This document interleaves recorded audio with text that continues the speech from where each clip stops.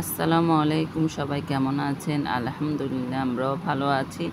ওই তো আজকে বুধবারে একটা ব্লগ নিয়ে আপনাদের সামনে হাজির হয়ে গেলাম। আশা করি আজকের এই ব্লগটা আপনাদের কাছে ভালো লাগবে।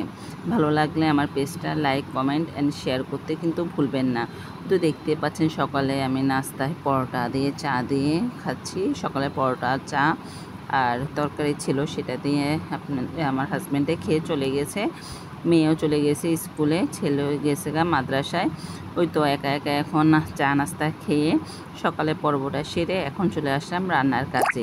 তো এই তো এখানে আমি আজকে যে ডাল, মসুর ডাল, চিংড়ি মাছ, সবগুলো দিয়ে আজকে পালং শাক, সম্ভবত এটা পালং শাক রান্না করছি, আর ডিম ভুনা করব। একটু হালকা ঝোল রাখবো, যেহেতু আগের মাছের তরকারি আমার কিছুটা ছিল, চিকেনও ছিল, যার কারণে আজকে সিম্পল রান্না বান্না।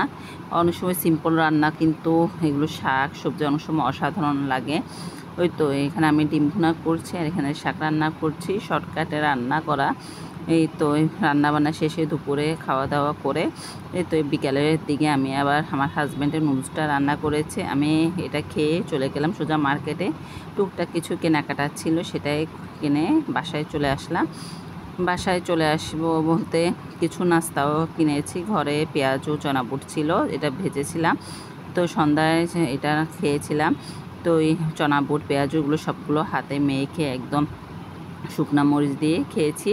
তো হয়তো আজকে একটা ব্লগ আপনাদের সাথে শেয়ার করেছি, আশা করে আজকের এই ছোটো ব্লগটা আপনাদের কাছে ভালো লাগবে।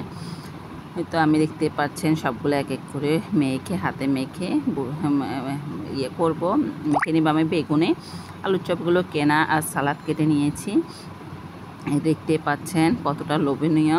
আমার আবার খেতে ইচ্ছা করছে। সবাই ভালো থাকবেন, সুস্থ থাকবেন, আমাদের জন্য দোয়া করবেন। আসসালামু আলাইকুম।